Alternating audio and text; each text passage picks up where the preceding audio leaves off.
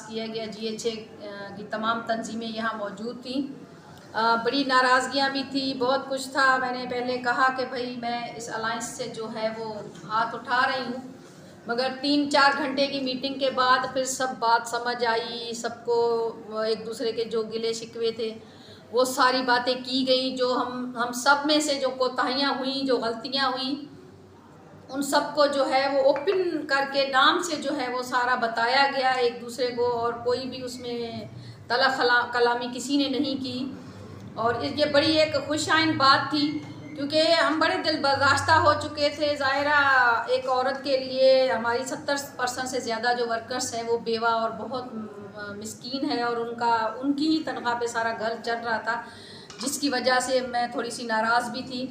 मगर इन सब ने जब मीटिंग की और सब लोगों ने कहा कि जो पिछली गलतियां थी हम उनको नहीं दोहराएंगे, और मैंने भी बाकायदा इनको कहा कि जो आप लोगों ने गलतियां की हैं तो वो आइंदा अगर आप नहीं दोहराएंगे, और हम अभी भी कुरान पाक पे हाथ रख के जो 6 रुकनी कमेटी है वो हलफ उठाएंगे और अपने ज़ाती मफादात को पीछे हटाएंगे।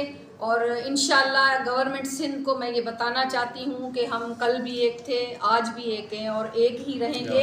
आप जितना मर्जी GHO को तोड़ने की कोशिश करें, क्योंकि आज जो है वो तमाम तंजीमों की जो है वो राय से जो है वो सारे ओहदे वगैरह ख़त्म करके, और जो आई थी तंजीमें, ज़ाहिर है जो आएगा, जो टाइम देगा तो वही उस कमेटी में शामिल होगा, वही उस तहरीक में शामिल होगा।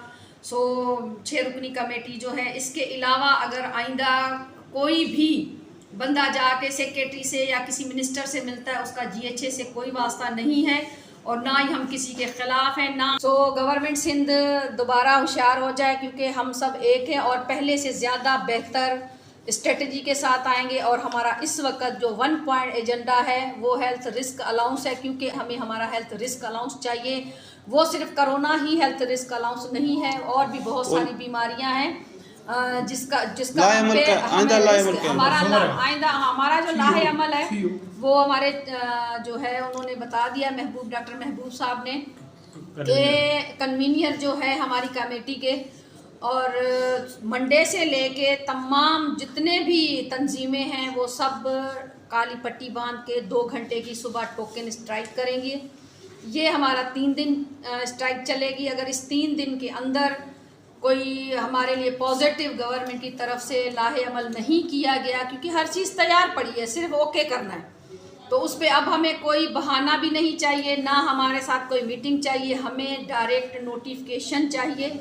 नहीं तो फिर थर्सडे को प्रेस कॉन्फ्रेंस करके आगे का हमारा लाहे अमल ये होगा कि हम जो है वो पोलियो से, तमाम वैक्सीनेशन से, और जो इलेक्शन आने वाली है उससे भी बायकाट करेंगे। और वो जितना भी हमारा वोट का हक है वो अब सिंध गवर्नमेंट को पता है कि हम कैसे एजेंट हैं, कैसे वर्कर हैं।